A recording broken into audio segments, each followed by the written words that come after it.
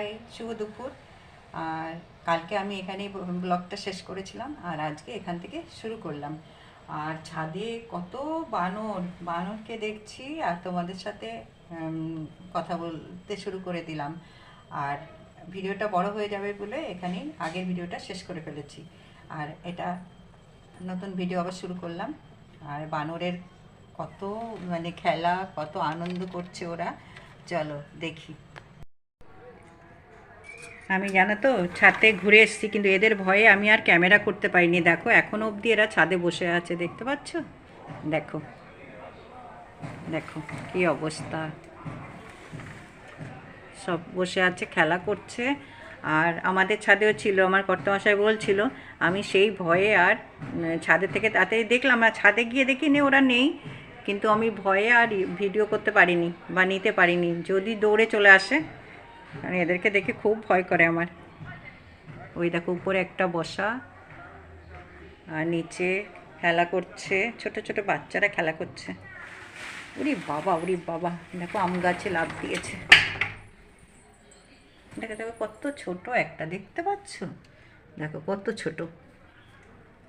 আর এদিকে আম গাছেরটা ঝাঁপ দিয়েছে, আমাদের আম গাছে। আমি আর ভয়ে আর শাটারটা বন্ধ করে দিলাম। আর বড়রা সব ওখানে বসে আছে, কি সুন্দর আরামে বসে আছে।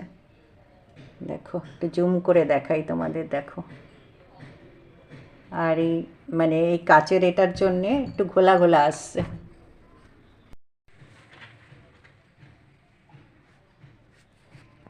দেখো গাছে উঠছে আর আবার লাফ দিচ্ছে। ওই দেখে লাফ দিয়ে দিয়ে চলে গেল, ওই দেখো কত বড়, এটা একটু বড় সাইজের। ওই দেখো, ওই দেখো কি সুন্দর, বাচ্চাটা কোলে করে রেখে দেয়। বাচ্চাটা কখনো পড়ে যাবে না, এত সুন্দর করে ওর মাকে ধরে রাখে। যতই লাফ দিক ঝাঁপ দিক মাটা, কিন্তু বাচ্চাটার কিচ্ছু হবে না। একদম ছোট ছোট, কি কিউট দেখো।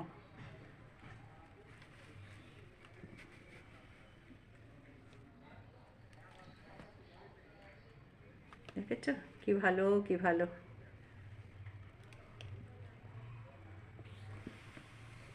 সব বসে বসে আরামসে বসে আছে।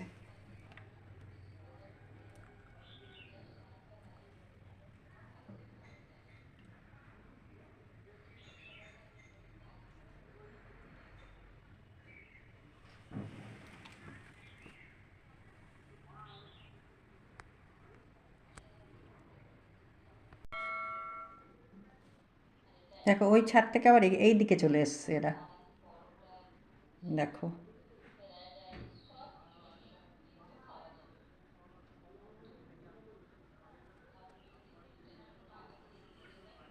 গাছের পাতাগুলো তুলে তুলে খাচ্ছে।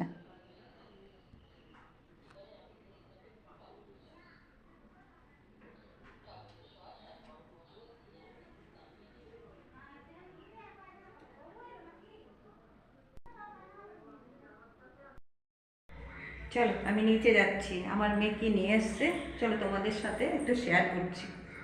চলো দেখি কি নিয়ে এসছে। দেখো একটু আগে আমি সন্ধে পুজো দিয়ে গেছি নিচে, এখনো প্রদীপটা জ্বলছে। কিছু বলার নেই, কিচ্ছু বলার নেই। মানুষের কাজকর্ম না থাকলে এরকমই করে, বিড়াল নিয়ে আসে আবার বাড়িতে। বাবা দেখো, ঘরের বিড়াল চলে গেছে বলে আবার বিড়াল নিয়ে এসছে। বিড়াল নিয়েই থাকতে হবে কিন্তু। আর কোনো কাজকর্ম নেই। বিড়াল চলে গেছে না, আবার বিড়াল নিয়ে আসছে। বিড়াল নিয়ে এসছে, বিড়াল। ওই এরা এখন কত মন খারাপ হয়ে যাবে। ভালো আছে দেখো, একটা সাদা আর একটা কালো। ওরে বাবা, এরমই তো ছিল আমাদের ঘরেও তো, এত কালো ছিল না। দেখো চোখগুলো কেমন, দেখলেই তো ভয় করছে। কেন ওরা কি এখানে থাকবে, এর মধ্যে থাকবে? না না না, তাহলে ওরা কোথায় থাকবে? ওদের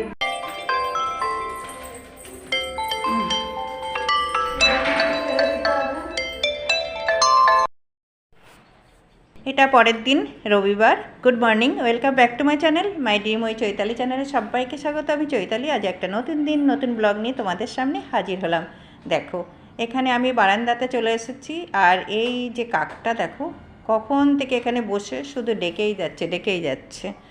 আর আমি মাঝে মাঝে ভালো লাগছে, আমার মাঝে মাঝে বিরক্ত হয়ে যাচ্ছি ও ডাক শুনে।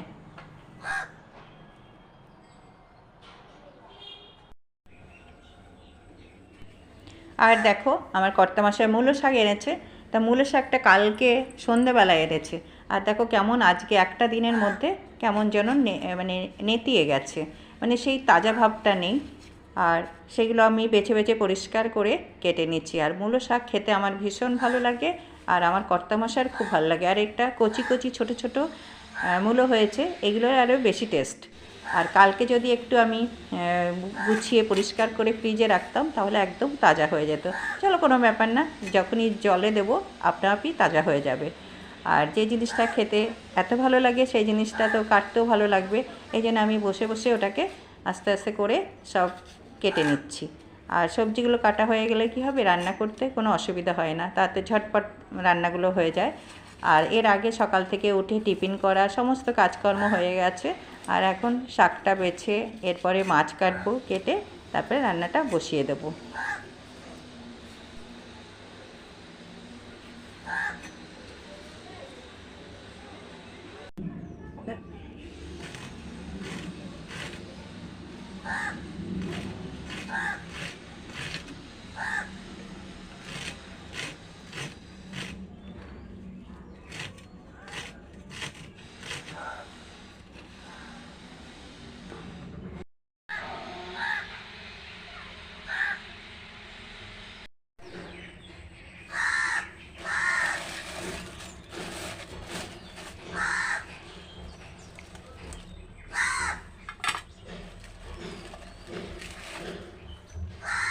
দেখো সেই দিন সেই গলদা চিংড়ি এনেছিলাম, আজকে এটা পরিষ্কার করব।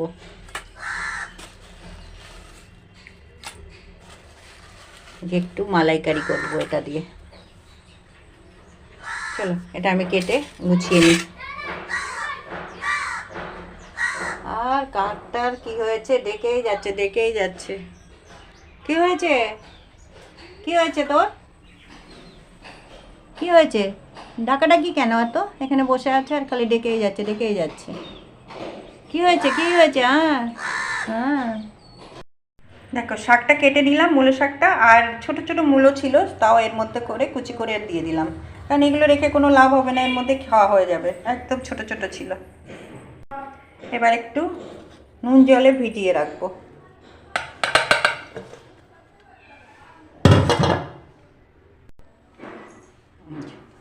নুন দিয়ে মাখিয়ে জলে ভিজিয়ে রাখবো, যদি কোনো জীবাণু থাকে। তারপরে একটু হলুদও দেবো, যদি কোনো পোকা টোকা থাকে। বেছেছি তবুও হয় না, মনের তো দোষ থাকে, তাহলে সেটা পরিষ্কার হয়ে যাবে, মানে নিচে পড়ে যাবে।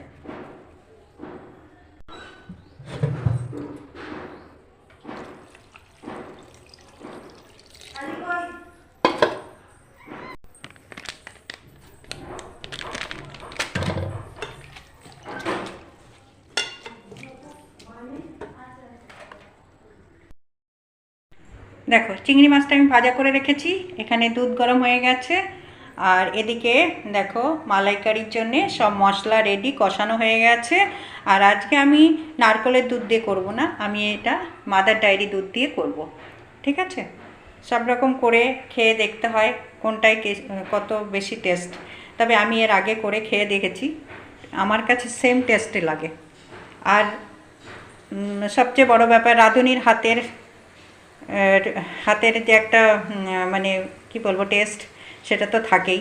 সব রাঁধুনির আলাদা আলাদা টেস্ট। চলো এবার আমি চিংড়ি মাছটাকে ঢেলে দিচ্ছি। চিংড়ি মাছটা দিয়ে একটু কষিয়ে তারপরে দুধ দিয়ে দেবো।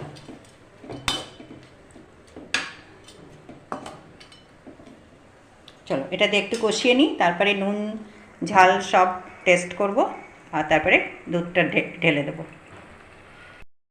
দেখো কালারটাও সুন্দর এসছে, জানি না তোমাদের আমি ক্যামেরায় কতটা দেখাতে পাচ্ছি, কিন্তু খুব সুন্দর এসছে কালারটা।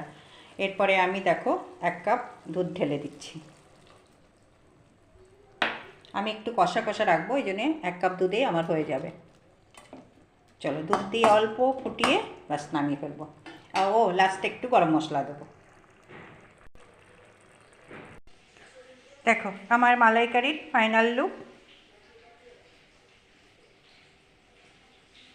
বেশ লাল লাল হয়েছে, ঝাল ঝাল। আর আমি একটু টেস্টও করে নিয়েছি, ভালোই লেগেছে। দেখো মেয়েটাকে বললাম রান্না হয়ে গেছে, খেয়ে নে, খাবে না। আমার মেয়ে রিয়া, তার এখনো টাইমই হয়নি খাওয়ার। আর এই দেখো আজকে দুপুরে রান্না হলো, দেখো ভাত করেছি, আর এই যে মালাইকারি, আর এদিকে একটু ডাল, আর মেয়ের জন্য ডিম সেদ্ধ, আর এদিকে আছে মূলো চচ্চড়ি, পেঁয়াজ দিয়ে রসুন দিয়ে মূলো চচ্চড়ি। হয়ে গেল দুপুরের খাবার দাবার বানানো। এবার আর একটু কাজ আছে, ছাদে যাব, জামাকাপড় মেলে এসে খাবার খাবো। চলো। আর দেখো আমার নতুন অতিথিরা, আমার মেয়ের জান টুকরো দুজনে দেখো শুয়ে আছে। আর এদের নাম আমরা এখনও রাখিনি, রাখলেই বলবো। আর ভিডিওটা আর আমি বড় করব না, এখানেই শেষ করছি। সবাই ভালো থাকবে, সুস্থ থাকবে, আর অল টাইম স্মাইল করতে হবে কিন্তু। খুশি থাকো, সবাই ভালো থাকো।